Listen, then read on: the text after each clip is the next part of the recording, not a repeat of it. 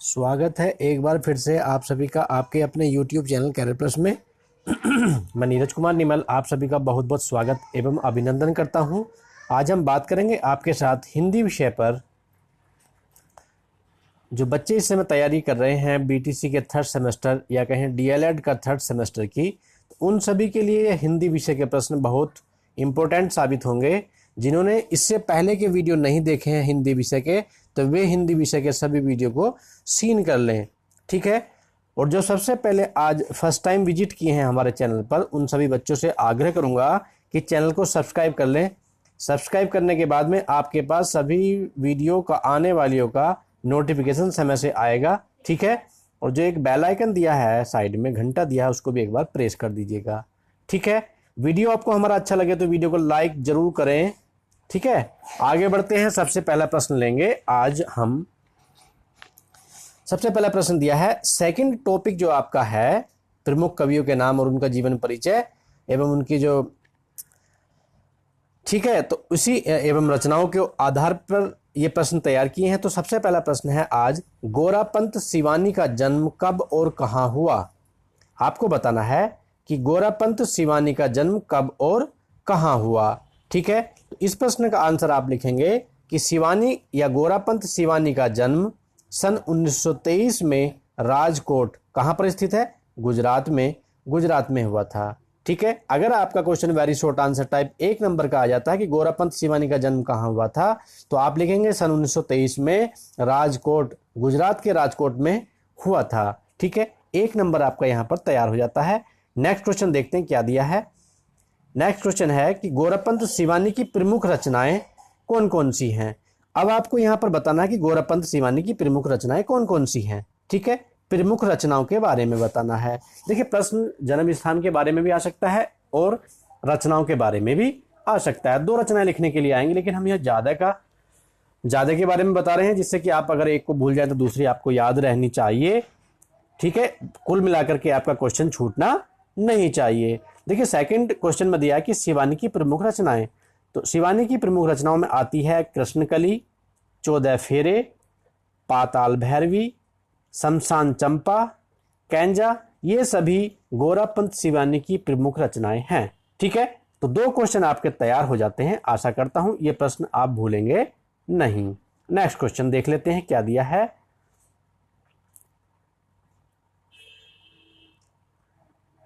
ये आगे क्वेश्चन है कि बिहारी का जन्म कब और कहां हुआ। आपको बताना है बिहारी के जन्म स्थान के बारे में और सन के बारे में कि इनका जन्म कब और कहां पर हुआ था, ठीक है। तो आंसर आप लिखेंगे कि बिहारी का जन्म ग्वालियर के पास वसुआ, ग्वालियर के पास में क्या है, वसुआ, और गोविंदपुर गांव में सन 1595 ईस्वी में हुआ था, ठीक है। ग्वालियर कहां पर है, मध्य प्रदेश में। तो बिहारी का जन्म मध्य प्रदेश के ग्वालियर के पास वसुआ गोविंदपुर गांव में सन 1595 ईस्वी में हुआ था। आपका 1 नंबर तैयार हो जाता है, ठीक है। आगे बढ़ते हैं। नेक्स्ट क्वेश्चन देखते हैं क्या दिया हुआ है। आगे प्रश्न है कि बिहारी के एकमात्र काव्य संग्रह का नाम बताओ। बिहारी का केवल एक संग्रह है, काव्य संग्रह है, आपको यहां पर उसी का नाम बताना है, ठीक है। तो अगर प्रश्न आ जाए काव्य संग्रह के बारे में, तो आप लिखेंगे कि बिहारी का एकमात्र काव्य संग्रह सतसई है, ठीक है। कौन सा है, सतसई है। 1 क्वेश्चन आपका तैयार हो जाएगा, ठीक है। आगे बढ़ते हैं। नेक्स्ट क्वेश्चन देखते हैं क्या दिया है। नेक्स्ट क्वेश्चन दिया है कि साइजी माकिनो का जन्म कब और कहां हुआ। आपको बताना है साइजी माकिनो के जन्म के बारे में, तो आप आंसर लिखेंगे साइजी माकिनो का जन्म 11 फरवरी सन 1924 ईस्वी को जापान में हुआ था, ठीक है। कहां पर हुआ था, जापान में हुआ था, और 11 फरवरी सन 1924 को हुआ था। 1 नंबर आपका तैयार हो जाता है वेरी शॉर्ट आंसर टाइप में, ठीक है। आगे बढ़ते हैं। नेक्स्ट क्वेश्चन देखते हैं। तुलसीदास जी का जन्म कब और कहां पर हुआ था, ये आपको यहां बताना है। तो तुलसीदास जी का जन्म सन 1532 ईस्वी में बांदा जिले के राजापुर गांव में माना गया है। देखिए, इनके जन्म के स्थान के ऊपर मतभेद है, तो लेकिन अधिकांशतः विद्वान इनका जन्म राजापुर गांव में ही मानते हैं, बांदा जिले में, ठीक है। आगे बढ़ते हैं। Next question. गोस्वामी तुलसीदास की प्रमुख रचनाओं के बारे में बताना है। किसके बारे में बताना है? प्रमुख रचनाओं के। बात चल रही है गोस्वामी तुलसीदास की, तो यहां पर आपको बताना है कि गोस्वामी तुलसीदास की प्रमुख रचनाएं कौन कौन सी हैं। तो आप लिख सकते हैं गोस्वामी तुलसीदास जी के बारे में कि गोस्वामी तुलसीदास जी की प्रमुख रचनाओं में कवितावली, गीतावली, रामचरितमानस, विनय पत्रिका, दोहावली, ये सभी तुलसीदास जी की प्रमुख रचनाओं में आती हैं। देखिए रामचरितमानस तो बहुत पॉपुलर है रचना इनकी, याद रखने है आपको। गीतावली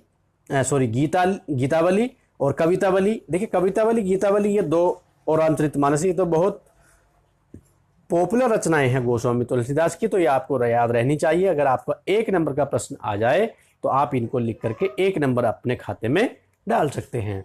ठीक है, साथ ही साथ मैं बताना चाहूंगा, देखिए बीटीसी के 3rd सेमेस्टर की परीक्षाएं की जो संभावित समय है वह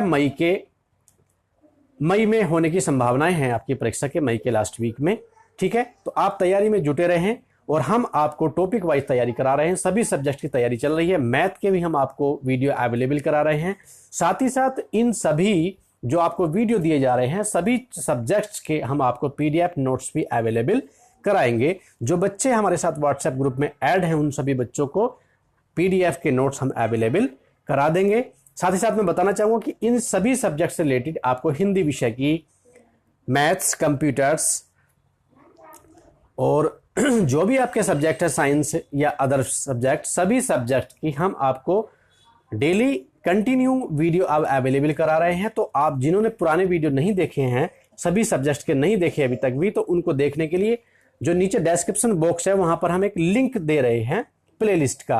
प्लेलिस्ट हमने चैनल पर बना रखा है कि BTC 3rd semester all subjects नाम से जो प्लेलिस्ट बना है, उस प्लेलिस्ट में जाने के लिए आप डिस्क्रिप्शन बॉक्स में जो नीचे लिंक दिया है उसके माध्यम से डायरेक्ट पहुंच सकते हैं और वहां जाकर के आप सभी वीडियो को सीन कर लें। सीन करने के बाद आपको इन क्वेश्चंस को अपने पास नोट्स भी कर सकते हैं। ठीक है, आगे बढ़ते हैं, नेक्स्ट क्वेश्चन देखते हैं क्या दिया हुआ है। आगे क्वेश्चन दिया है कि आचार्य रामचंद्र शुक्ल का जन्म कब और कहां हुआ था। देखिए most important question, Ramchandra Shukla ji के बारे में भी क्वेश्चन आ जाते हैं। तो अगर प्रश्न आ जाता है रामचंद्र शुक्ल जी के बारे में तो आप लिखेंगे कि आचार्य रामचंद्र शुक्ल का जन्म सन 1884 में, कब? सन 1884 में उत्तर प्रदेश के बस्ती जिले के अगोना नामक गांव में हुआ था। ठीक है, आचार्य रामचंद्र शुक्ल जी का जो जन्म हुआ था सन 1884 में हुआ था और उत्तर प्रदेश का जो बस्ती जिला है ईस्ट में, उस जिले के अगोना नामक गांव में हुआ था। ठीक है, कुछ बच्चे हो सकता है बस्ती जिले के भी हमारे साथ में जुड़े हुए हों, उनको पता भी होगा कि अगोना नामक गांव में आचार्य रामचंद्र शुक्ल जी का जन्म हुआ था। ठीक है, आगे देखते हैं नेक्स्ट क्वेश्चन। आचार्य रामचंद्र शुक्ल की प्रमुख रचनाएं कौन कौन सी हैं? तो हम बात करेंगे रामचंद्र शुक्ल जी की प्रमुख रचनाओं के बारे में। अगर प्रश्न आ जाए जन्म स्थान के बारे में तब भी आप क्वेश्चन को कर दीजिएगा।